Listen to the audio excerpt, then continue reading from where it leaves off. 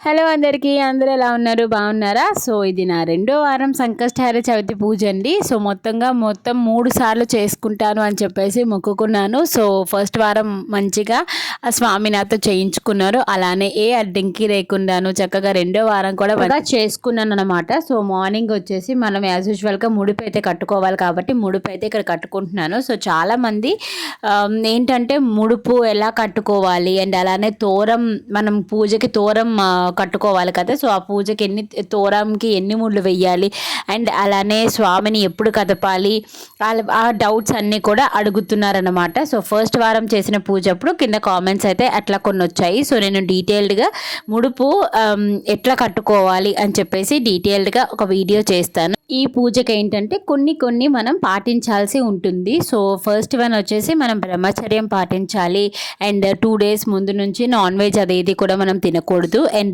Second one ఏంటంటే మనం స్నానం హెడ్ బాత్ చేయాలి సో ఆ రోజున. అండ్ దాంట్లోనే కొన్ని నల్ల నువ్వులు వేసుకొని మనం హెడ్ బాత్ అనేది చేయాలన్నమాట. అండ్ మూడోది ఏంటంటే ముడుపు కట్టుకోవాలి. సో ముడుపు ఎలా కట్టాను ఏంటి అదంతా మీరు వీడియోలో చూసారు. డీటెయిల్డ్గా కూడా నేను వీడియో పెడతాను.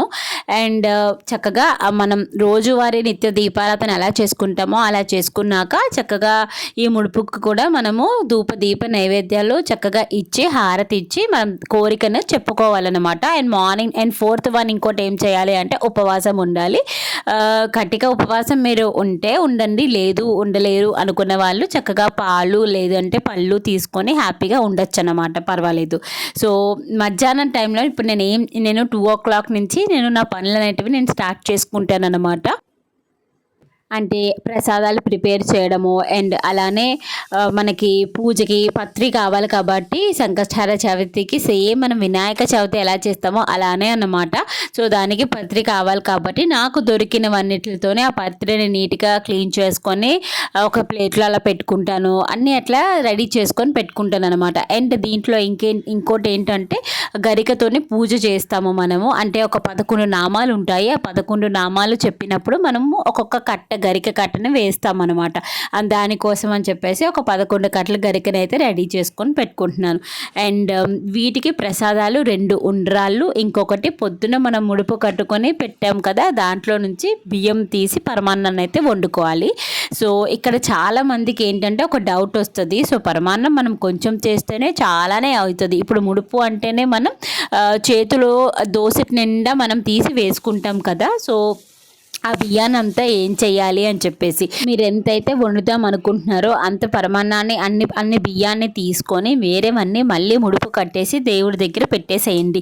మరుసటి రోజు మనం ఉద్వాసన చెప్తాం కదా స్వామివారికి. సో చెప్పినాక ఆ బియ్యాన్ని చక్కగా మీ దగ్గరలో ఉన్న గణపతి గుడికి వెళ్ళి ఆ పంతులు గారికి దక్షిణ ఇచ్చేసి చక్కగా తాంబూలాన్ని పెట్టి ఈ బియ్యాన్ని ఇట్లా పూజ ఇట్లా చేసుకొని ముడుపు కట్టుకున్న బియ్యం అయ్యగారు అని చెప్పేసి ఇచ్చేసేయండి. మీకు కుదిరితే ఇంకా మీకు కొంచెంగా బియ్యం అనిపిస్తే కనుక చక్కగా ఇంకొక కేజీ బియ్యం యాడ్ చేసి కూడా మీరు చక్కగా హ్యాపీగా ఇచ్చుకోవచ్చు. అంటే సో ప్రసాదాలు అవన్నీ రెడీ అయినాక నేను ఇంకా పూజకు అన్నీ కూడా సిద్ధం చేసుకుంటున్నాను. ఈ పూజకి తోరం కూడా ఇంపార్టెంటే. ఫస్ట్ మనం తోరాన్ని కట్టుకొని అప్పుడు పూజను అయితే మనం స్టార్ట్ చేసుకోవాలన్నమాట. తోరానికి ఎన్ని ముడులు వేయాలంటే అట్లా ఏమీ లేదండి. నార్మల్గా ఒక 3 వరుసలు తీసుకొని ఒక పువ్వు పెట్టుకొని ముడి వేసుకొని మనం కట్టుకోండి అంతే. సో ఇంకా గరిక అండ్ అలానే మనకి ఇక్కడ పసుపు గణపతి అండ్ అలానే గౌరీదేవి 2 కావాలి కాబట్టి 2 రెడీ చేసుకొని పెట్టుకోండి. ఆ తర్వాత పసుపు, కుంకుమ, అక్షింతలు, కర్పూరము ఇవన్నీ కూడా అవసరం కాబట్టి అవన్నీ కూడా రెడీ చేసుకొని పెట్టుకోండి. అండ్ అలానే 2 రీపారాధనలు కావాలి కాబట్టి అవి రెడీ చేసుకొని పెట్టుకోండి.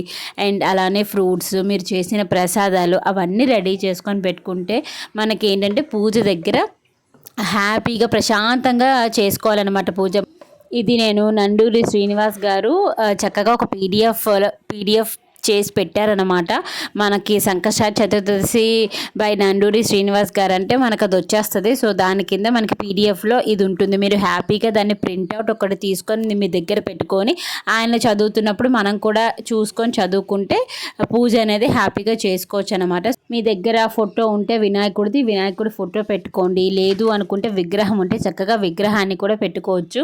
ఆ స్వామివారికి చక్కగా పంచామృతాలతోటి అభిషేకం చేసి దాన్ని తీర్థంగా తీసుకుంటే మనకి ఏ ఆరోగ్య రకమైన సమస్యలు ఏవి రాకుండా బాగుంటుంది అందరికీ కూడాను. సో ఇవన్నీ పూజకి కావాల్సినవన్నీ కూడా అక్కడ సిద్ధం చేసుకున్నాక మనం సాయంత్రం కూడా దీపారాధన మనం చేసుకుంటాము. మన రోజువారీ మన దీపం మనం ఎలా పెట్టుకుంటామో దేవుడి గుడిలో అలాగా నిత్య దీపారాధన ఈవినింగ్ టైం కూడా మనం చక్కగా చేసుకొని అప్పుడు మనం పూజనైతే స్టార్ట్ చేస్తామన్నమాట. ఈవినింగ్ 6 తర్వాత మీరు పూజ అనేది అయితే చేసుకోండి. నా పూజ అయితే చాలా బాగా అయ్యింది. ఆ గరికతోటి ఆ స్వామి ఎంత నిండుగా కనిపిస్తున్నారో కదా. ఈ అవకాశం నాకు స్వామి కల్పించినందుకు నేను చాలా హ్యాపీగా ఫీల్ అవుతాను. ఎందుకంటే ఈ వ్రతాన్ని ఈ పూజని మట్టుగా మనం అనుకుంటే సరిపోదండి, స్వామి మనతో చేయించుకోవాలి అనుకుంటేనే మనం చేస్తాము. ఇదైతే నేను గట్టిగా నమ్ముతాను అనమాట. ఇంకా ఈ దీంట్లో ఏంటంటే కథలు ఇంపార్టెంట్. దాంతోపాటు లాస్ట్లోని అర్ఘ్యాలు ఇస్తామన్నమాట. అంటే చంద్రుడికి మనం అర్ఘ్యాలు ఇచ్చి అప్పుడు మనం చంద్రుడికి దర్శనం చేసుకొని మనం తింటాము. పూజ అయిపోయినాక కొన్ని డౌట్స్ ఉంటాయి కదా, అంటే మనం పీఠాన్ని ఎప్పుడు కదపాలి, అలానే ఆ పసుపు గణపతిని గౌరమ్మని ఏం చెయ్యాలి, స్వామికి ఉద్వాసన ఎలా చెప్పాలి, అండ్ అలానే మనకి ముడుపు కట్టిన బియ్యం కొంచెంగా పరమాన్నం చేసుకుంటాం కదా, మిగతాది ఆ బియ్యాన్ని అంతా ఏం చెయ్యాలి, ఇట్లా కొన్ని డౌట్స్ అయితే ఉంటాయి పూజ తర్వాత మనం ఏం చెయ్యాలి అన్నవి. సో ఈ గరికతో కూడాను ఈ గరికతో మనం ఏం చెయ్యొచ్చు అలాంటివన్నీ కూడా నేను నెక్స్ట్ వీడియోలోని క్లియర్గా మెన్షన్ చేస్తాను. సో వీడియో నచ్చితే కనుక లైక్ చేసి సబ్స్క్రైబ్ చేసుకోవడం అయితే అసలు మర్చిపోవద్దు. సో మళ్ళీ మరొక మంచి వీడియోతోనే మీ డౌట్స్ క్లియర్ అయిన వీడియోతో మీ ముందుకు వచ్చేస్తాను guys. Until then bye, take care, keep smiling.